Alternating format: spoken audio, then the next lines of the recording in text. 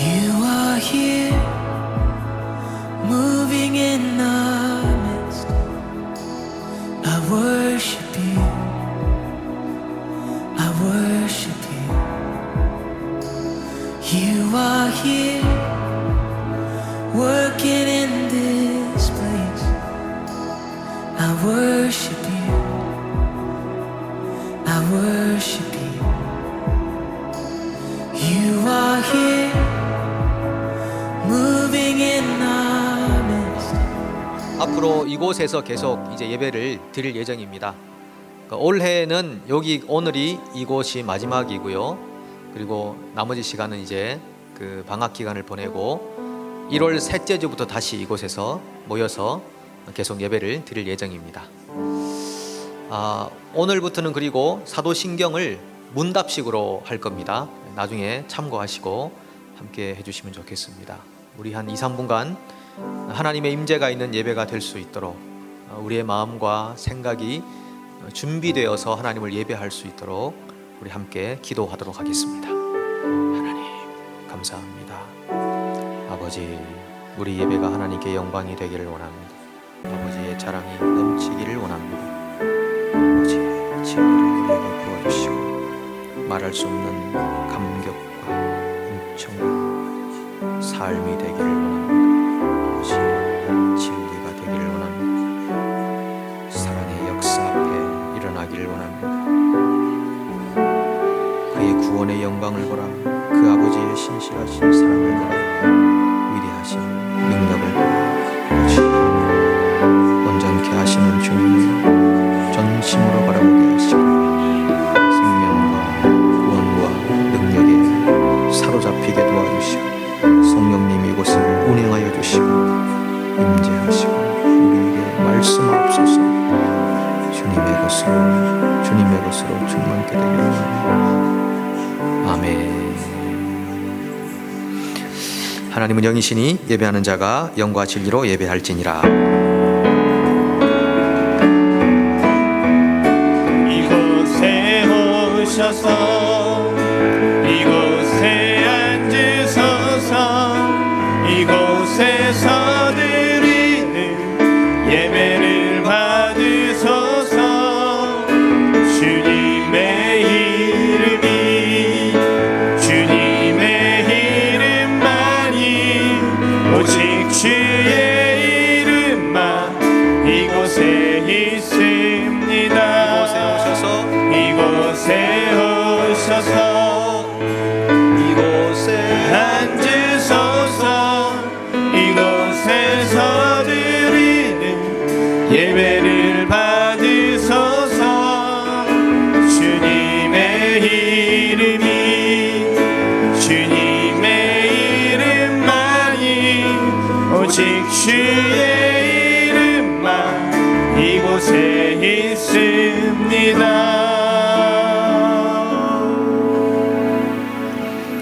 여러분은 하나님을 어떤 분으로 고백하십니까?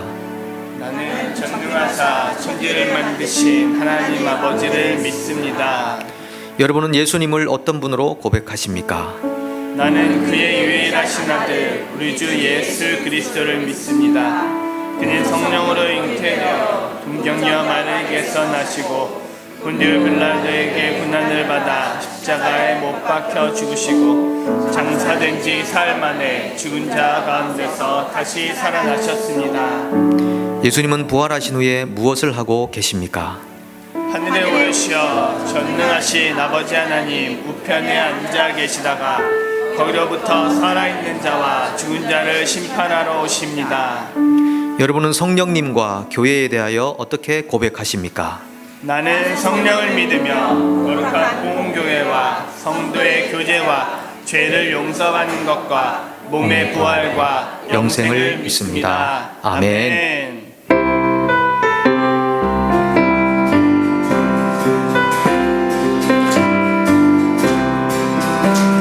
기쁘다 그 주 오셨네. 만 백성 맞아라. 온 교회여 다 일어나. 다 찬양하여라. 다 찬양하여라. 다 나 찬양하여라. 그새 주 탄생했으니 나 찬양하여라. 이 세상의 만물들아 다 화답하여라. 다 화답하여라. 다 화답하여라. 온 세상 죄를 사하러 주 예수 오셨네. 죄와 슬픔 몰아내고 다 구원하시네. 다 구원하시네. 다 구원하시네. 은혜와 진리 대신 다 주관하시니 만국 백성 구주 앞에 다 경배하여라. 다 경배하여라. 다 경배하여라. 다 경배하여라. 다 경배하여라.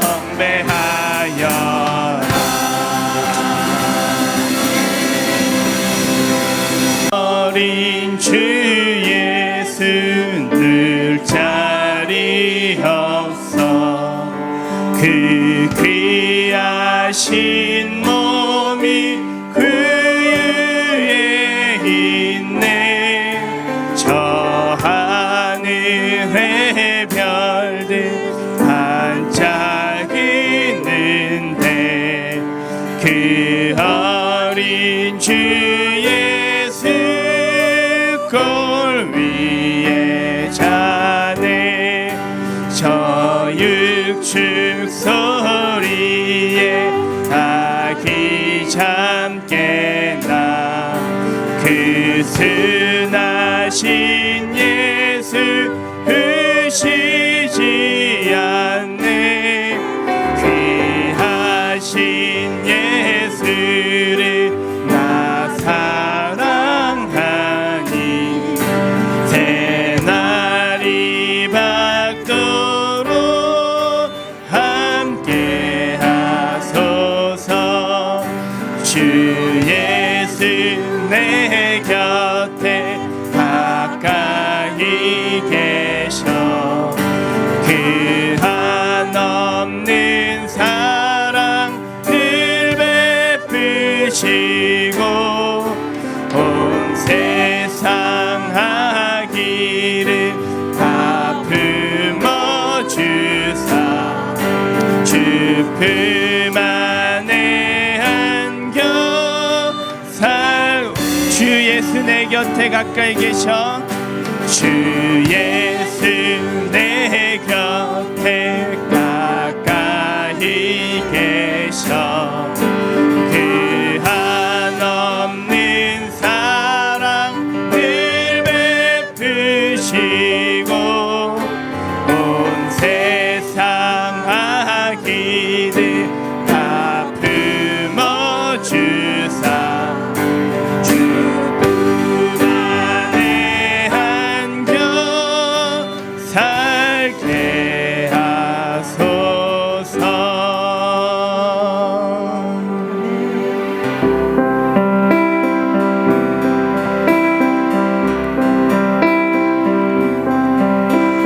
오 거룩한 밤별들 반짝일 때 거룩한 주 탄생한 밤일세.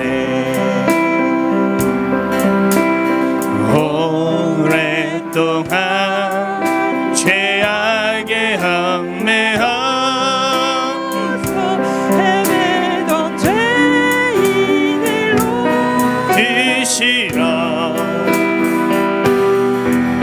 우리를 위해 속죄하시려는 영광의 아침 봉이 터온다.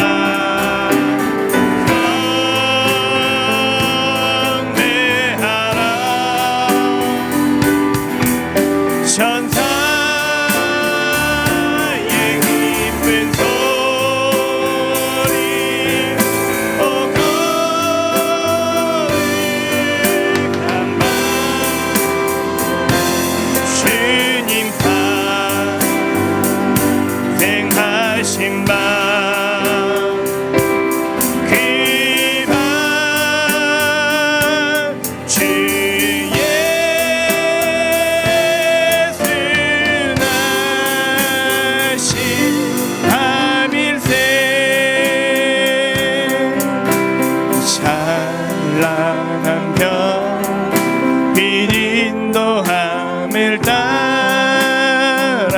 동방의 바사가 찾아왔네.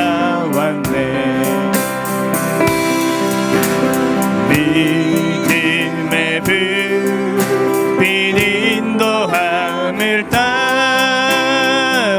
주님의 품 안에 안기려네. 만왕의 왕이 구유 안에 누워 우리의 친구 되려 하시네.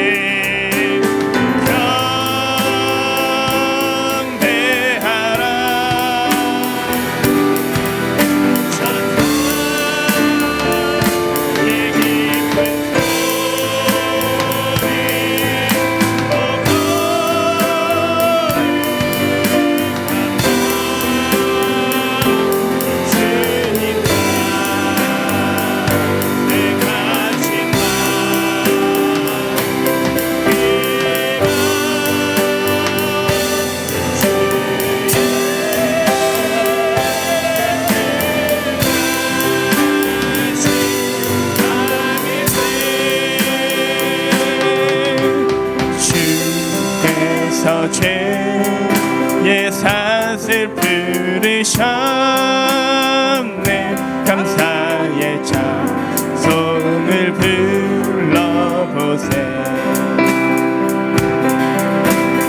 주님의 법은 사랑 평화로다.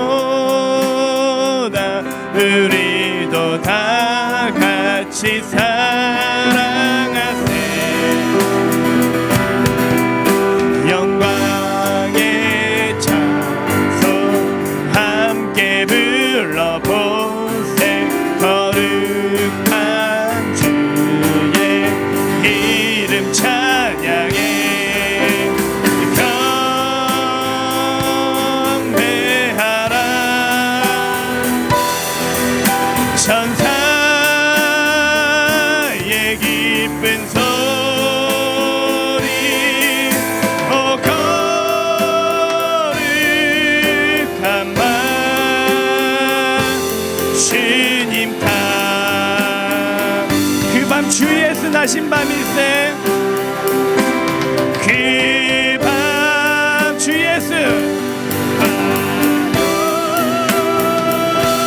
영광 돌리시어다. 경배하라.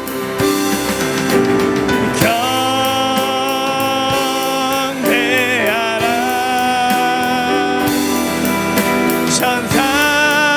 천사의 기쁜 소리. 오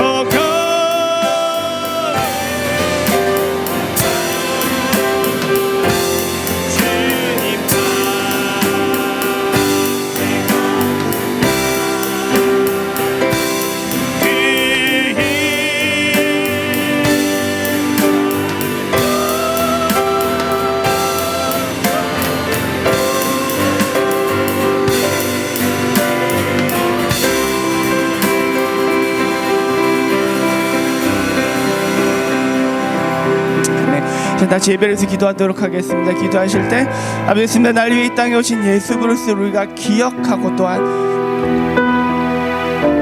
예수 그리스도가 내 삶에 들어오시기를 간절히 소망합니다. 예배 가운데 말씀하여 주시옵시오. 그 말씀이 내 말씀이 되도록 오늘도 역사하여 주시옵소서. 우리 간절하게 기도하도록 하겠습니다.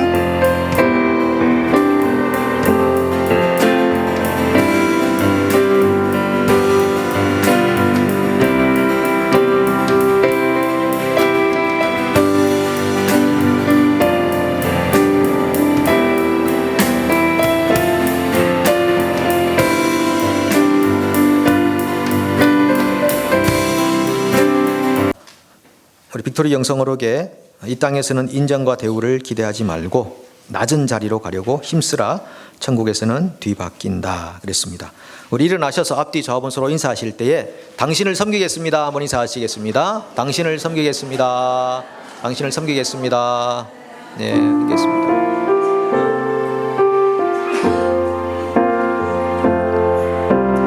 나의 생명을 드리니 주 영광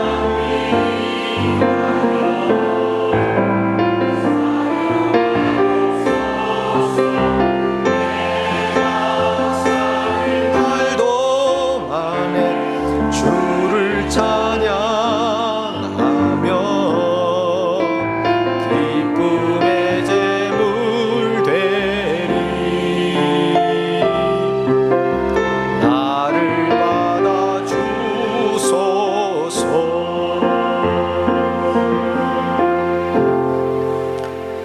하나님, 찬송과 감사와 영광과 존귀를 하나님께 드립니다. 2000년 전에 베들레헴 그 도시의 마국간에서 예수님이 탄생하셨는데 오늘 마국간 같은 우리의 마음에도 예수님 임해 주시니 감사합니다. 누추하고 지저분한 우리의 생각 속에 우리 아기 예수님 임해 주시니 감사합니다. 아버지, 그 예수님으로 인해 우리가 하나님의 사랑받는 백성인 것을, 하나님의 자녀인 것을 기억하도록 도와주시고 2020년이라고 하는 이 코로나 시대를 하나님의 거룩한 손과 능력을 힘입어 잘 감당할 수 있도록 여기까지 인도하신 하나님 찬송합니다. 아버지, 이 시간 물질을 드립니다. 이 물질이 하나님에게 무슨 보탬이 되겠습니까? 하나님에게 무슨 더함이 되겠습니까? 그러나 하나님, 우리가 이 물질을 드리는 생각과 마음과 정성을 받아주시기를 원합니다. 그리고 우리 인생을 받아주시기 원합니다. 참으로 주님의 손에서 사용하시기에 턱없이 부족한 그런 인생이지만, 그러나 하나님, 이 시간 놀라운 창조와 회복과 치유의 은혜를 베풀어 주셔서 우리를 통해 하나님의 이름이 높아지고 그리스도의 복음이 세상 가운데 흘러가도록 역사해 주시옵소서. 세상을 유익하게 하는 신자가 되기를 원합니다. 우리 가정을 유익하게 하고 직장을 유익하게 하고 학교를 유익하게 하고 친구들을 잘 되게 하고 주변 사람들을 복받게 하는 그런 인생이 될 수 있도록 역사해 주시옵소서. 이번 한 주간도 주님의 손을 의지하오니 하나님, 우리에게 필요한 모든 것을 주님이 친히 공급하셔서 주님의 힘으로 넉넉히 승리하며 감당케 도와주옵소서. 예수님의 이름으로 축복하며 기도합니다. 아멘. 하나님께서 오늘 우리에게 주시는 말씀은 고린도후서 4장 6절에서 10절 말씀입니다. 고린도후서 4장 6절부터 10절을 우리 다 같이 봉독하도록 하겠습니다. 어두운데 빛이 비치라 말씀하셨던 그 하나님께서 예수 그리스도의 얼굴에 있는 하나님의 영광을 아는 빛을 우리 마음에 비추셨느니라. 우리가 이 보배를 질그릇에 가졌으니 이는 심히 큰 능력은 하나님께 있고 우리에게 있지 아니함을 알게 하려 함이라. 우리가 사방으로 우겨쌈을 당하여도 쌓이지 아니하며 답답한 일을 당하여도 낙심하지 아니하며 박해를 받아도 버림받지 아니하며 거꾸로 뜨림을 당하여도 망하지 아니하고 우리가 항상 예수의 죽음을 몸에 짊어짐은 예수의 생명이 또한 우리 몸에 나타나게 하려 함이라. 아멘.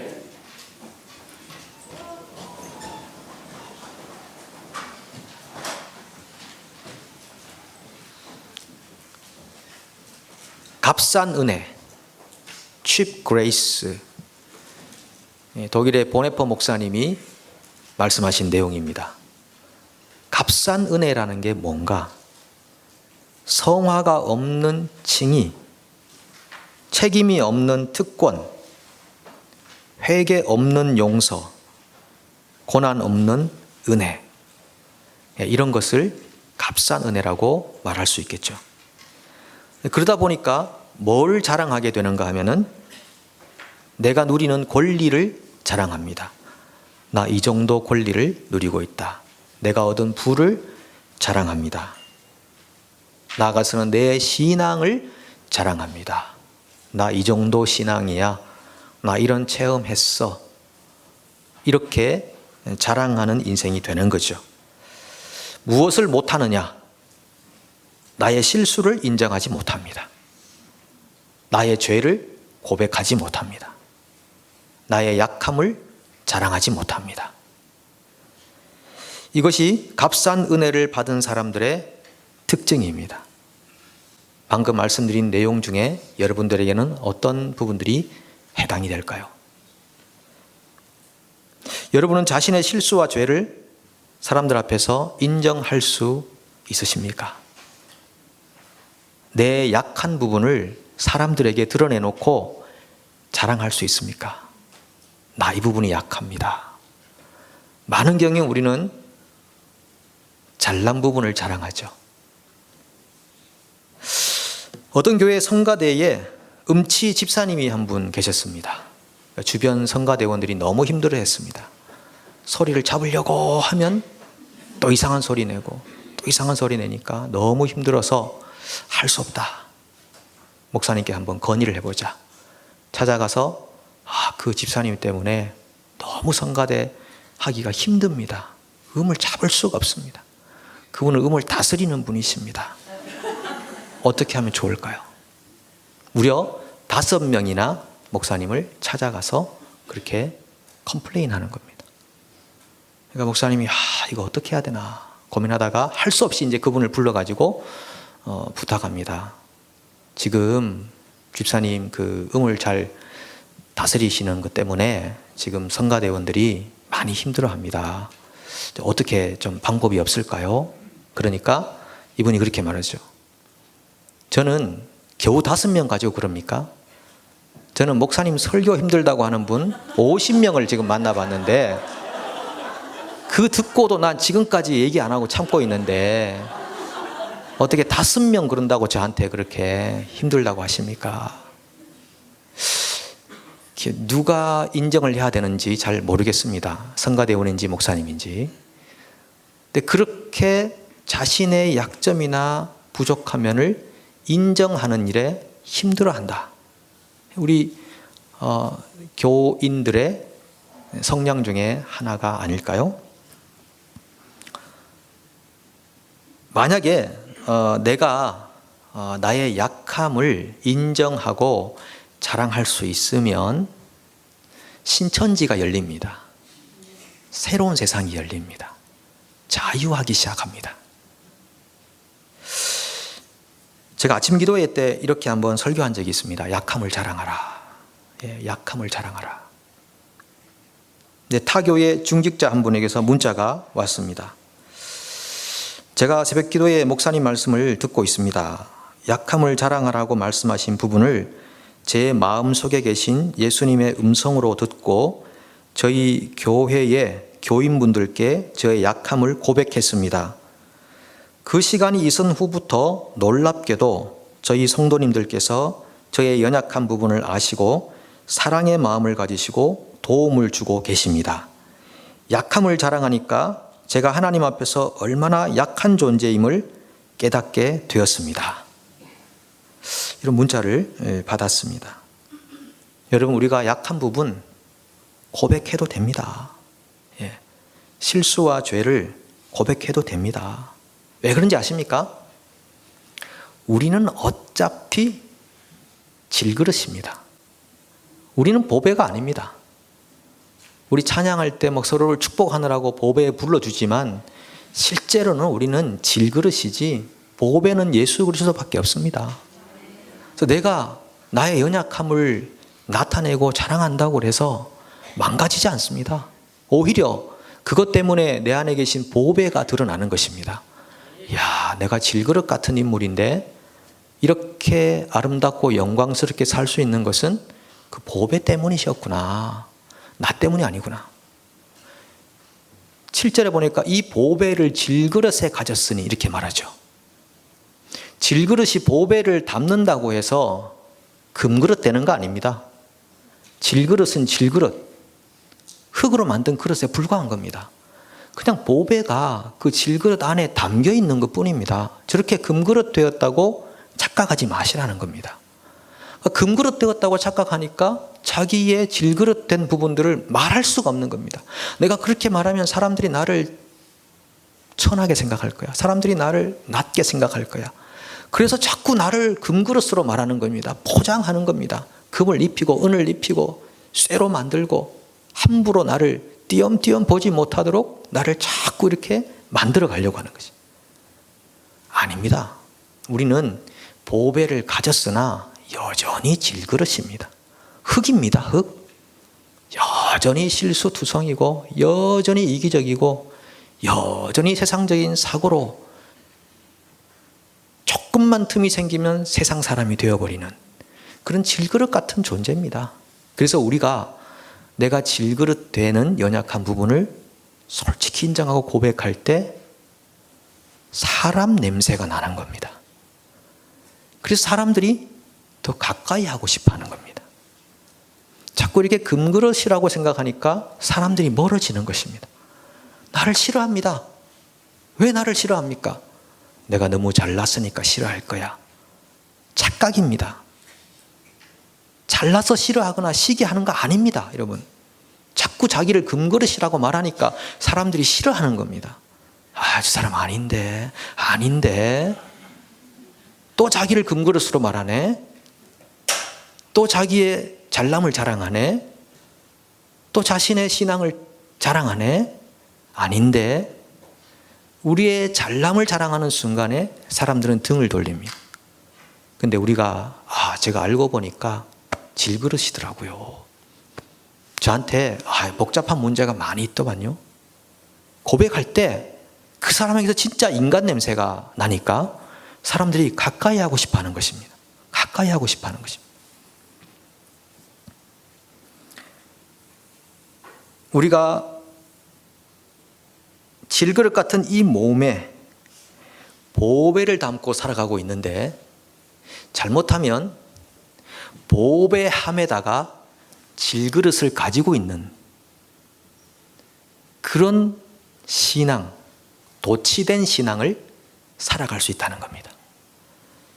처음에는 내가 예수님 맞이할 때 내가 정말 질그릇 같아서 예수님을 보배로 여겼는데 어느 순간 신앙이 조금 성장하고 주변에서 인정도 받고 사는 것도 나아지고 건강해지니까 내가 어느새 보배함이 되어버렸고 예수님은 질그릇 같은 존재가 되어버려서 말만 하면 내가 나를 입증하고 나를 자랑하려고 하는 그런 신앙으로 전락해 가더라고 하는 겁니다. 그런 신앙인들이 한두 사람이 아니죠. 얼마나 많이 있습니까? 우리도 저와 여러분 모두가 이런 함정에 빠질 경우가 많다는 겁니다. 자기도 모르게 자기를 증거하기 시작합니다. 전도, 도를 전한다. 자기가 도인 줄 알고 자기를 전하는 겁니다. 누구나 그런 위험성을 가지고 있죠. 누가복음 18장에 가보면 바리새인의 기도가 나옵니다. 그리고 세리의 기도가 나오는데 바리새인이 딱 그런 사람입니다. 자기가 금그릇인 줄 알아요.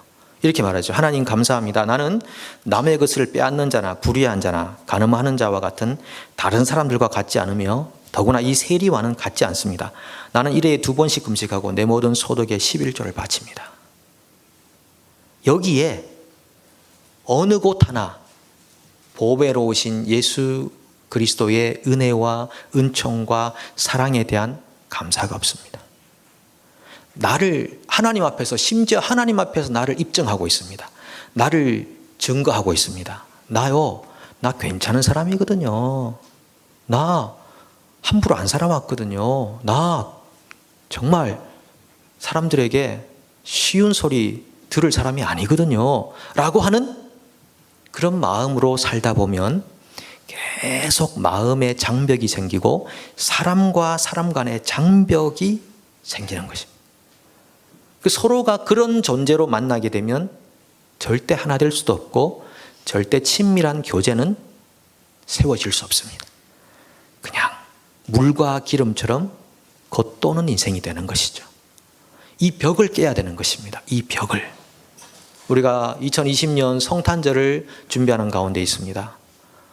이 성탄절을 준비하면서 예수님은 이 땅에 오셔서 인간과 인간 사이에 벽을 허무시고 유대인과 이방인 사이에 벽을 허무시고 하나님과 사람 사이에 벽을 허무시고 그 벽을 허물어서 결국은 예수님이 그 비천한 모습으로 오심으로 말미암아 우리 인생이 추구하고 살아가야 할 마음의 상태와 삶의 자세가 무엇인지를 보여주신 것입니다. 아, 그렇구나. 비천한 곳으로 내가 내려가야 되겠구나. 사도행전 3장에도 그런 일이 있죠. 베드로가 성전 미문에 앉아 있는 사람 딱 예수의 이름으로 일어나 걸어라 라고 하니까 벌떡 일어났습니다. 와, 정말 이런 기적이 우리 삶에도 있으면 좋겠습니다. 근데 그전에는 그렇게 선포 안 했습니다. 그전에도 매번 다녔습니다. 거기 늘 앉아있던 못 걷던 분이었죠. 근데 그날은 하나님의 때라는 것이 있는 것입니다. 만약에 하나님이 여기 이 지상에 있는 모든 질병을 한꺼번에 싹 고쳐주시는 분이면 그러면 오늘도 다 고쳐주셔야 되는데 그러지 않습니다. 하나님은 순리의 원리를 따라가시고 특별한 하나님의 계시를 위해서 어떤 사람들을 고쳐주는 것입니다. 베드로가 이날 마음이 생겼습니다. 일어나 걸어라. 딱 일어났습니다. 사람들이 난리가 났습니다. 이야, 놀라운 일이다. 신령한 능력이다. 그래서 그 일어난 사람이 베드로와 요한을 붙잡습니다. 너무 감사합니다. 그랬겠죠. 사람들이 막 솔로몬 행각이라는 곳에 막 모여들기 시작했습니다. 구름대같이. 그때 베드로가 멋있는 고백을 합니다. 베드로가 이것을 보고 백성에게 말하되 이스라엘 사람들아, 이 일을 왜 놀랍게 여기느냐? 우리 개인의 권능과 경건으로 이 사람을 걷게 한 것처럼 왜 우리를 주목하느냐? 우리 주목하지 말라는 겁니다. 난 질그릇이야. 난 질그릇인데 왜 질그릇을 보냐? 보배를 보아. 3장 16절에 그 이름을 믿음으로 그 이름이 너희가 보고 아는 이 사람을 성하게 하였나니 예수로 말미암아 난 믿음이 너희 모든 사람 앞에서 이같이 완전히 낫게 하였느니라. 멋있습니다. 이런 걸 진짜 멋이라고 하는 거죠. 베드로는 정말 어떤 의미에서는 한몫 챙길 수 있는 좋은 기회였고 그 일대에서 존경받는 위치에 갈 수 있는 좋은 찬스였습니다. 오케이, 이 정도면은 내가 여기서 좀 내 말이 잘 먹혀 들어가는 그런 편안한 위치에 갈 수 있겠다. 이 사람이 리더가 되고 나면은 내 말이 좀 잘 먹혀 들어가는 그런 집단을 만들고 싶어 하거든요. 그러니까 좋다. 이렇게 인정받을 때 내가 한번 찬스를 잡아서 인정을 받고 사람들을 나의 하수인으로 좀 부를 수 있겠구나. 그럴 수 있었죠. 근데 베드로는 절대 그러지 않았습니다. 사도들은 다 그랬습니다. 다른 구절들을 아무리 찾아봐도 사도들이 자기를 금그릇이라고 내세우는 적이 한 번도 없었습니다.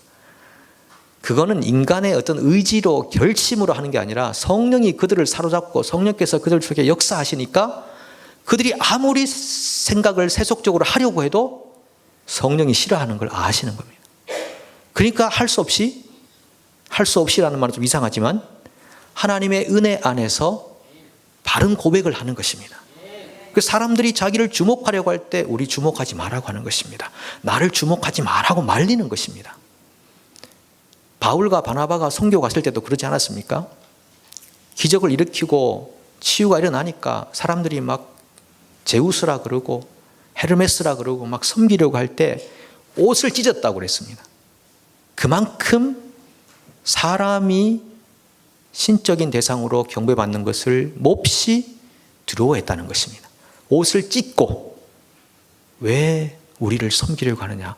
오직 섬김 받을 분은 하나님밖에 없다. 나는 질그릇입니다. 나는 질그릇입니다.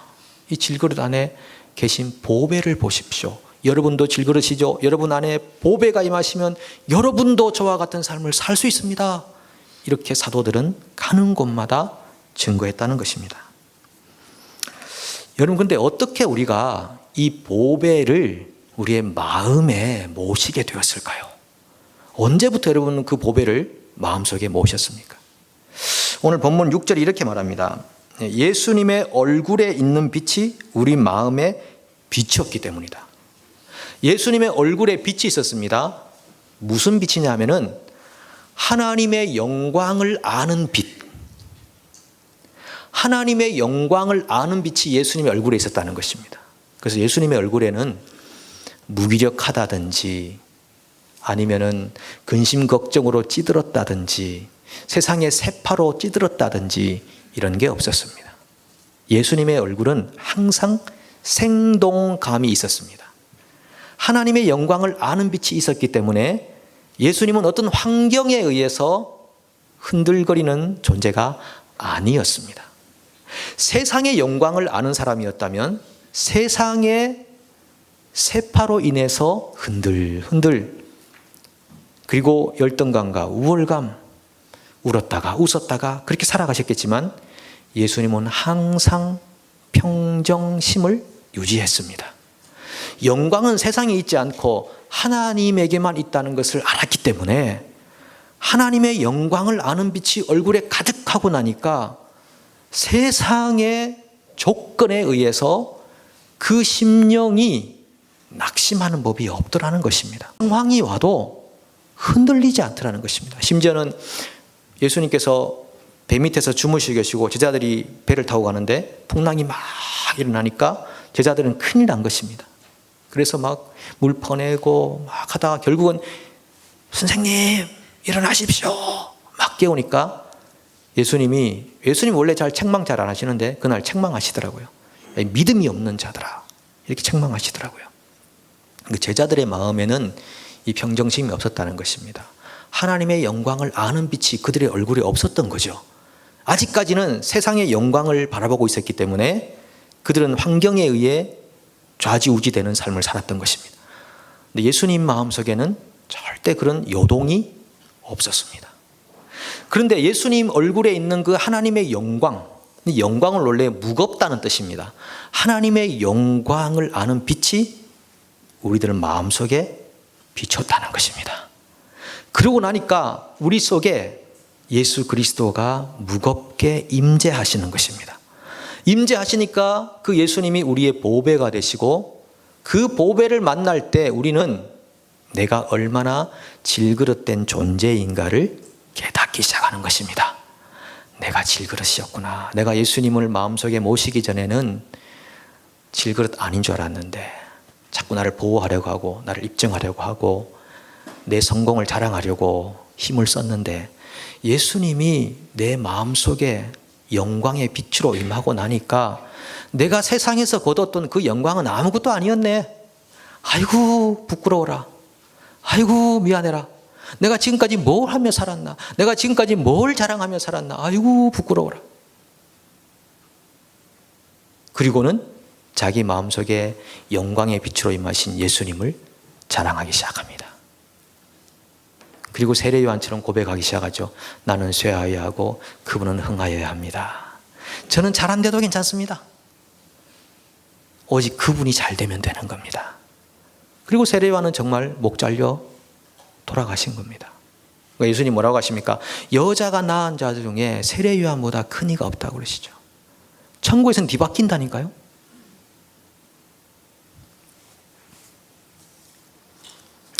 고린도후서 4장 4절에 보면요 이렇게 말합니다. 그 중에 이 세상의 신이 믿지 아니하는 자들의 마음을 혼미하게 하여 그리스도의 영광의 복음의 광채가 비치지 못하게 하미니 그리스도는 하나님의 형상이니라. 그러니까 우리는 하나님의 영광의 빛이 비춰서 예수님을 알게 됐지만은 지금 안 믿는 분들은 사탄이 계속 막고 있다는 겁니다. 그 빛이 임하지 못하도록 사탄이 계속 마음을 혼미하게 만든다. 이 혼미하게 만든다는 말은 블라인드입니다. 블라인드. 보지 못하게 만드는 것입니다. 여러분 눈 감고 있으면은 빛이 어렴풋하게 비치지만은 빛이 있는지 없는지 잘 모를 수 있거든요. 그러니까 사탄이 계속 안 믿는 사람들의 심령 안에 마음의 눈을 감기도록 만들고 있는데 우리가 어떠한 사랑과 은혜를 받았는지 우리는 그 빛을 아는 존재가 된 것입니다. 이것이 하나님의 은혜인 줄로 믿으시기 바랍니다. 이런 건 믿어도 여러분 탈환납니다. 그렇게 안 믿으려고 작정하신 분들처럼 계시면 안 됩니다. 믿으시기 바랍니다. 그런데 이런 빛이 임해서 마음에 생동감이 생기기 시작하면요, 그때부터 놀라운 일이 일어나기 시작합니다. 그전에 살지 못했던 새로운 삶을 살기 시작합니다. 어떤 삶인지 아십니까? 이 8절과 9절에 보시면은 사방으로 우겨쌈을 당해도 쌓이지 않고 답답한 일을 당해도 낙심하지 않고 박해를 받아도 버림받지 않고 거꾸로 뜨림을 당해도 망하지 않습니다. 야, 길이 없다, 길이 없어, 끝났다, 그렇게 덜썩 주저앉아 있지 않는다고 하는 것입니다. 사면초가, 풍전등화, 이런 삶의 상황에서도 이상하게 생동감이 있는 사람들은 낙심하지 않더라니까요. 예, 거꾸로 뜨림을 당했어요. 쓰러뜨림을 당했어요. 그래도 망하지 않더라니까요. 다시 일어나고 다시 일어나고. 그게 여러분 7.8기 뭐 홍수환 씨처럼 뭐 어떤 결심을 해서 되는 게 아니라 우리 안에 계신 보배가 우리에게 생동감을 주시기 때문에 그 힘 때문에 일어나고 긍정적이 되고 낙천적이 되는 것입니다. 세상의 모든 염려를 왜 내가 쓸어 안고 살고 계시는 것입니까? 왜 그런 걱정을 내가 다 해결할 것처럼 이렇게 안고 계십니까? 할 필요가 없습니다. 우리는 어차피 다 못합니다. 어차피 다 못합니다. 여러분, 실력이 좋은 분들이 더 스트레스가 많잖아요. 보통 시험 치고 나면은 시험 친 학생들이 시험 잘못 쳤다 이런 학생들이 있고, 이번에 시험 쉬웠다 이런 학생들이 있습니다. 무슨 차이인지 아시죠? 시험 잘못 쳤다 이런 분들은요, 20개 중에 한 2개 틀린 것 같아 이런 친구들입니다. 이번에 시험 쉬웠다는 분들은요, 평상시에 반타작하는 분들입니다. 그래서 공부 잘하는 아이들이 더 스트레스가 많거든요. 그런데 여러분, 우리는 영적으로 다 질그릇 같은 존재이기 때문에 스트레스 받을 필요 없습니다. 우리 중에 그 누구도 20문제 중에 2문제 틀린 분 아무도 없습니다. 우린 다 반타작하는 사람들입니다. 인정하십니까? 인정이 안 되는 분들 계신가요? 우리 반타작하는 존재거든요. 우리 질그릇 같은 존재거든요. 그러니까 스트레스 받을 필요 없다니까요. 내가 해결할 수 있는 게 많지 않습니다. 그래서 어떤 사면초가가 와도, 답답한 일을 당해도, 누가 나를 걸어서 넘어뜨려도 우리는 절대 망하지 않는 것입니다. 내 신앙의 어떤 그 위대함이 아니라 내 안에 보배가 오셨기 때문입니다. 그 보배가 우리를 일어나도록 힘을 주시는 것입니다. 저는 위대한 인물 혹은 실패를 딛고 일어난 그런 역경을 통해 일어난 인물 이렇게 생각하면은 항상 떠오르는 인물이 한 분 있습니다. 이 사진, 아브라함 링컨, 너무 유명하지 않습니까? 어떻게 이런 삶을 살았을까라고 생각될 정도입니다. 자, 이분의 스토리가 이렇습니다. 15세 때 집을 잃고 길거리로 쫓겨납니다. 23세 때 사업에 실패합니다. 24세 때 주의회 선거에서 낙선합니다. 25세 때 사업 파산해서 이 빚을 갚기 위해 17년간 그 후로 고생하게 됩니다. 26세 때 약혼자가 갑작스럽게 사망하게 됩니다. 28세 때 신경쇠약으로 입원하게 됩니다. 30세 때 주의회 의장직 선거에서 패배합니다. 32세 때 정부통령 선거위원 출마에 패배합니다. 35세 때 하원의원 선거 낙선합니다. 36세 때 하원의원 공천에 탈락합니다. 40세 때 하원의원 재선거에 낙선합니다. 47세 때 상원의원 선거에 낙선합니다. 48세 때 부통령 후보로 지명전에 낙선합니다. 100표 차로. 50세 때 상원의원 출마 낙선합니다. 이 정도면 여러분 포기해야 되는 거 아닙니까? 당신은 정치와는 상관없다. 부르심이 아니다. 하나님의 길이 아니야. 저기 다른 일 찾아보세요. 근데 52세 때 딱 한 번 선거에 당선됐는데 대통령이 당선돼 버렸어요. 16대 대통령 링컨. 그리고 그 다음에 재선에도 표를 얻어서 재선에 성공하고, 수없이 다 낙선, 패배, 실패, 거꾸로뜨림, 망함. 근데도 이분은 계속 그 길을 갑니다. 계속 그 길을 갑니다. 우리 뭐 한두 번 실패하면 내 인생 끝났다, 죽었다, 머리에 쥐어뜯고 방 안에 앉아있고 슬피 울고 우울증 약 먹어야 되고 뭐 이렇게 인생을 포기하잖아요. 그런데 와, 이렇게도 많이, 여러분 낙선하는 거 그거 굉장한 스트레스입니다. 나를 싫어한다는 거죠, 사람들이. 비교의식이잖아. 나보다 이 사람 더 좋아하고 이 사람 더 인정받고. 얼마나 고통스러운 패배인지 아십니까? 근데 그거를 자꾸 하다 보니까 이제 뭐 이력이 나서 그런지 잘 모르겠지만 계속 떨어지는데 그냥 있고 하다가 마지막에 딱 한 번 됐는데 그게 대통령 돼버려요. 근데 이분이 기도의 사람이었잖아요. 링컨은 평생 기도의 사람이었습니다. 남북 전쟁 할 때도 링컨이 전쟁을 지휘할 때 사람들이 하나님이 우리 편이 될 겁니다. 그럴 때 링컨이 유명한 말을 하죠. 하나님이 우리 편 되라고 기도하지 말고 우리가 하나님 편 되도록 하자. 이런 유명한 말을 하지 않습니까?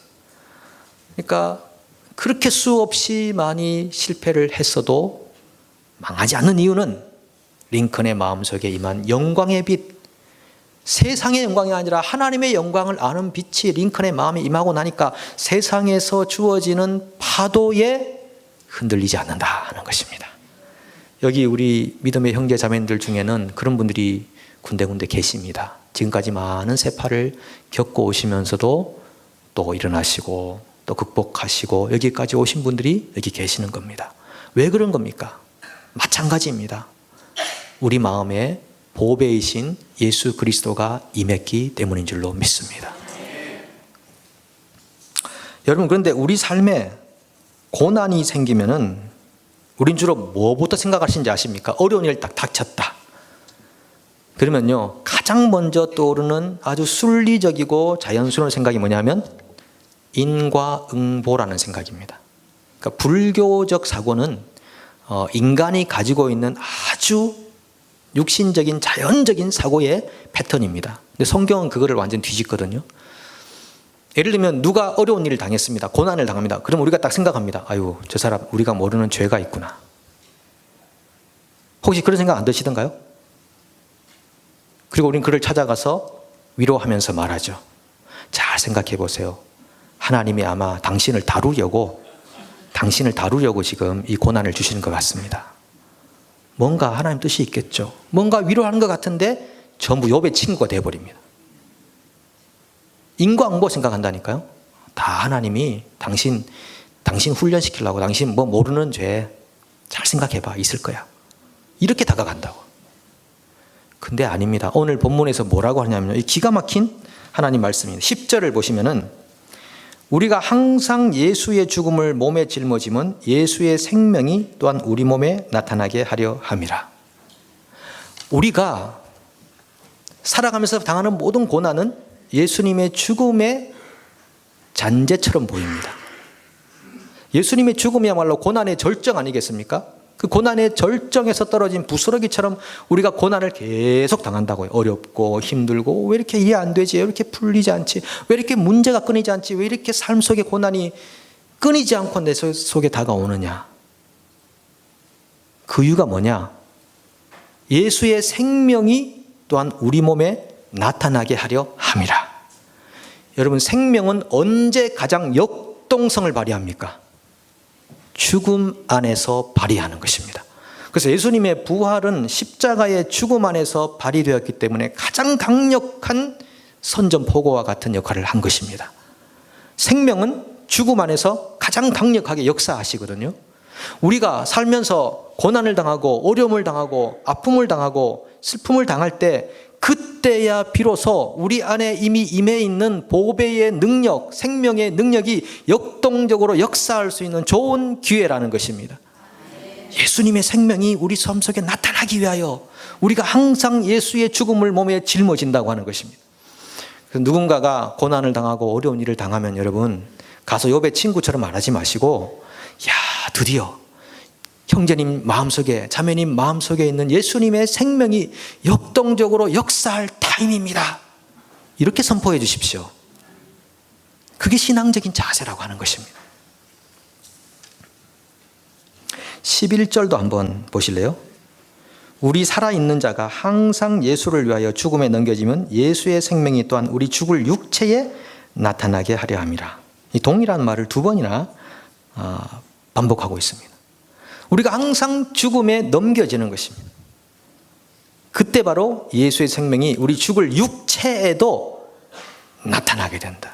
아니, 이 육체는 썩어지고 죽는 육체인데요, 육신인데요, 이 어떻게 육신에 생명이 역사하냐고. 이 놀라운 일이죠. 그 정도로 우리 안에 계신 예수님의 생명과 그 능력은 역동적이다, 다이나믹한 것이다. 어떤 삶의 순간에도 힘을 잃지 않는다. 여러분, 사도 바울이 당했던 고난 아시죠?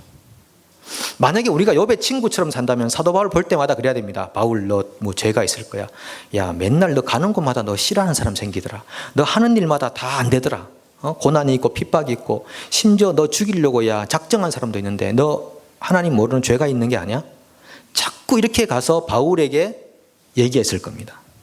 근데 여러분, 바울이 당한 고난을 잠시 보실 텐데, 바울이 하도 이게 성도들에게 이제 그 하나님의 사랑과 능력의 역사를 입증하려다 보니까 자기 일을 좀 고백을 하게 되는데, 이렇게 고백합니다. 고린도후서 11장 23절에서 28절.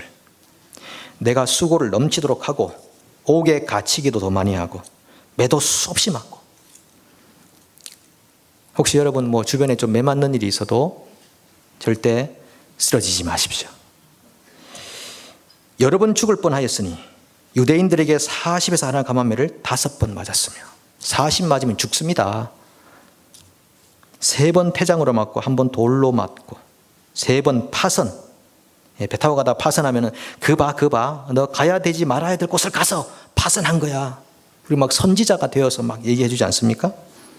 일주야를 깊은 바다에서 지냈으며 여러 번 여행하면서 강의 위험, 강도의 위험, 동족의 위험, 이방인의 위험, 시내의 위험, 광야 위험, 바다의 위험, 거짓 형제 중의 위험을 당하고, 또 수고하고 애쓰고 여러 번 자지 못하고 못자는 불면증 혹은 잠을 잘 수 없는 상황, 줄이고 목마르고 굶고 춥고 헐벗었노라.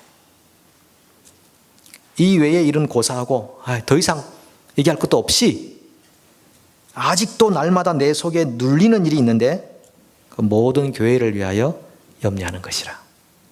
바울 속에 교회를 위한 염려가 너무 많았습니다. 이 염려는 믿음 없어서 생긴 염려가 아니라 관심이 있으니까 생기는 염려죠. 왜냐하면 교회 안에 문제가 한두 가지가 아니었거든요. 지금 2000년 전부터 2000년 동안 나타난 모든 교회에는 이런 문제, 저런 문제가 끊임없이 발생했거든요. 초대교회 때 사도 바울이 전도하고 복음 전에서 생겨난 교회들 안에 어떤 문제가 있었습니까? 이단 시비 논쟁도 있었고, 음행의 문제도 있었고, 파당의 문제도 있었고, 파가 나눠져가지고 신학적인 문제가 발생하고, 우상의 제물을 먹어야 되나 말아야 되나 그런 문제도 발생하고, 빈부 차이도 생기고, 한두 가지 문제가 아닙니까? 바울의 생각에는 이래서 교회가 정말 주님 오실 때까지 유지될 수 있겠나 고 할 정도의 끊임없는 눌림이 그 속에 있었다는 것이죠. 그런데 바울은 이런 모든 상황 안에서 포기해버리자, 안 되겠다, 그렇게 자포자기한 것이 아니라 그가 쓰는 편지들을 보면은 하나님의 영광과 그리스도의 복음의 위대함과 그 찬란함을 볼펜으로 다 감당할 수가 없어가지고, 그 문장으로 다 표현할 수가 없어서 그 주체할 수 없는 영적인 감동으로 한 단어 한 문장을 쓰고 있는 것을 성경을 통해 확인하는 겁니다. 와, 그렇구나. 이 고난들은 우리 속에 있는 능력이 역사하도록 하기 위해서 당하는 고난이구나. 존 버년의 철로 역정 보십시오. 크리스찬이라고 하는 한 인물이 천성의 문에 들어가기까지 얼마나 수많은 역경들을 거쳐서 그 천성의 문으로 들어갑니까?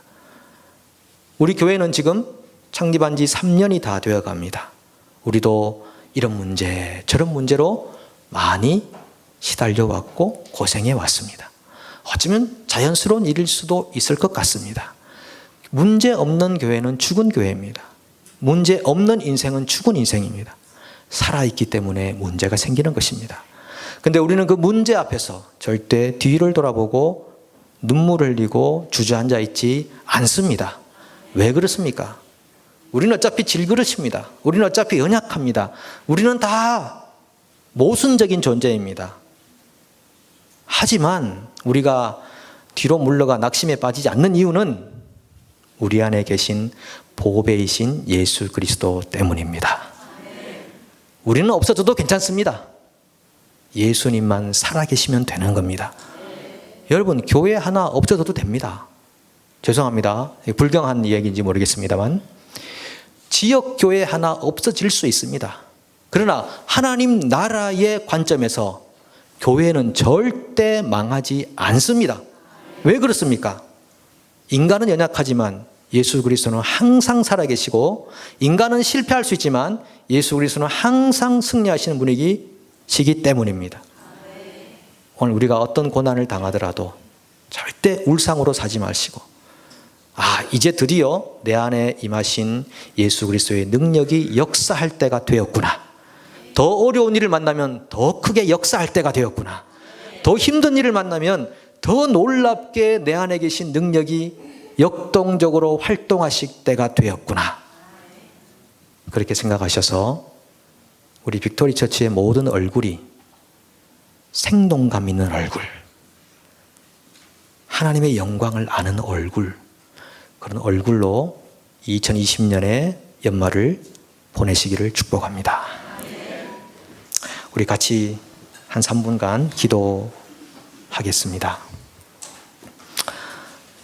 하나님의 영광을 아는 빛을 우리 마음에 비추셨는데, 하나님, 우리가 어떤 삶의 고난을 만나더라도 우리 신앙의 선배들이 그랬던 것처럼, 예수님이 그러셨던 것처럼 얼굴에서 생동감이 사라지지 않게 하시고, 우리 안에 계신 예수 그리스도의 능력이 놀랍게 역사할 수 있는 인생되고 가정되고 교회되게 하여 주옵소서. 우리 같이 기도합니다. 주님, 그렇습니다.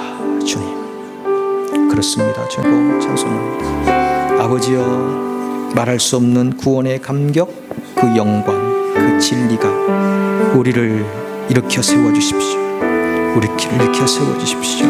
아버지여, 우리가 그 어떤 삶의 상황에도 뒤로 물러가 침륜에 빠져 아버지여 허덕이는 인생 되지 않게 도와주십시오. 마르지 않는 샘으로, 마르지 않는 그 영광과 구원의 그 기쁨이 우리를 감싸게 도와주셔서 아버지, 그 모든 삶의 상황 가운데 우리가 온전해지게 하시고 담대하게 도와주시고 평안하게 도와주시고, 세상에 빼앗길 수 없는 그 감격이 우리의 인생을 새롭게 하는 놀라운 역사를 우리가 심령 안에서 인생 가운데서 누릴 수 있도록 아버지여 인도하여 주시기를 소망합니다. 아버지의 나라가, 아버지의 의가 우리 가운데 임하는 놀라운 회복의 역사가 우리 가운데 있게 하시고, 우리가 그 생동감과 그 능력으로 우리 인생을 힘있게 살게 도와주옵소서. 아멘. 감사합니다. 이렇게 찬송하시겠습니다. 내 아버지, 그 품 안에서 내 영혼은 안전합니다. 주 손길로 내 삶을 안으시니 그 평강이 나를 덮습니다. 우리 다시 한번 내 아버지, 그 품 안에서 내 영혼은 안전합니다. 주 손길로 내 삶을 않으시니 그 평강이 나를 덮습니다.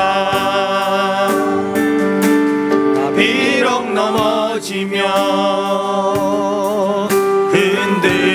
흔들리지만 주 내 안에 거하며 나를 붙드시니 내 생각을 주께로 돌리고 주시는 평강의 옷을 입습니다.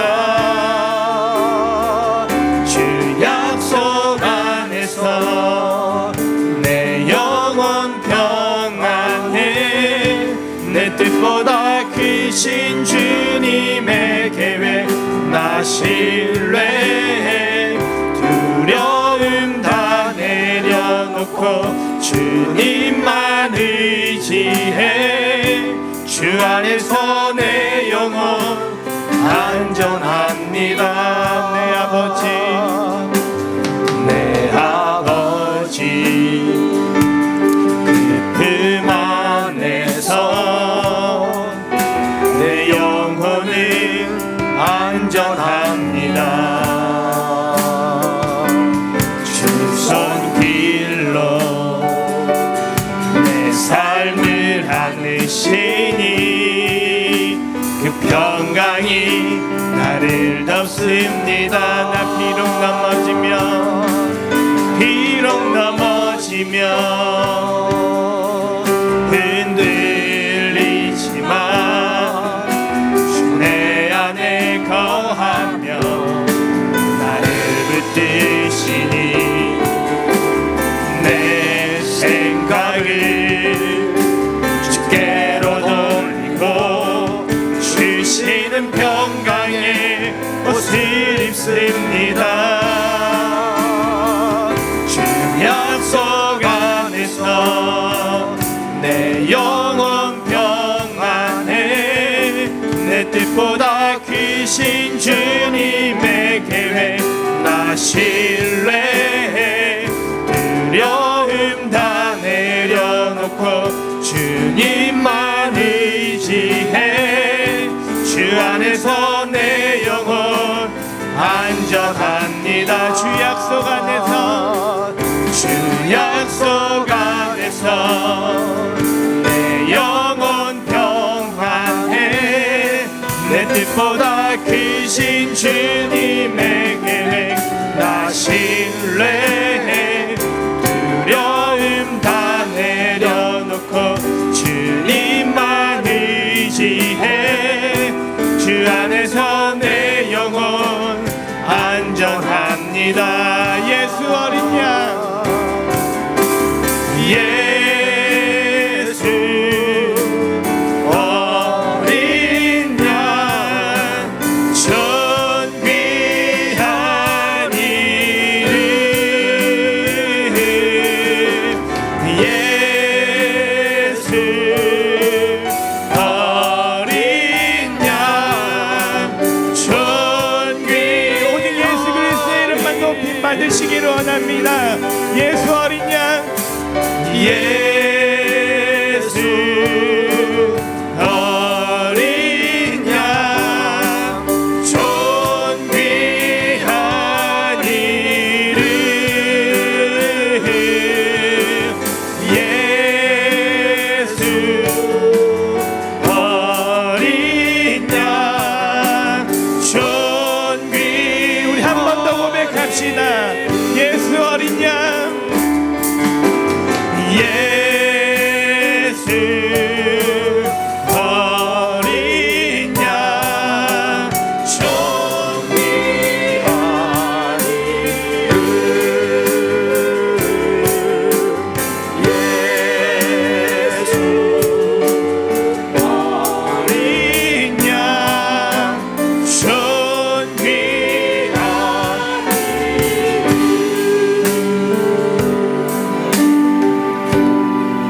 사랑하는 주님, 예수님의 이름이 존귀합니다. 예수님의 사랑이 찬란합니다. 마구간 같은 우리 인생에 찾아오셔서 우리 인생, 길그릇 같은 인생 하나님의 사랑받는 인생 되게 하시니 감사합니다. 아버지, 우리가 평생 사는 동안 우리를 자랑하지 않게 하시고 보배 되신 예수 그리스도를 자랑할 수 있게 도와주옵소서.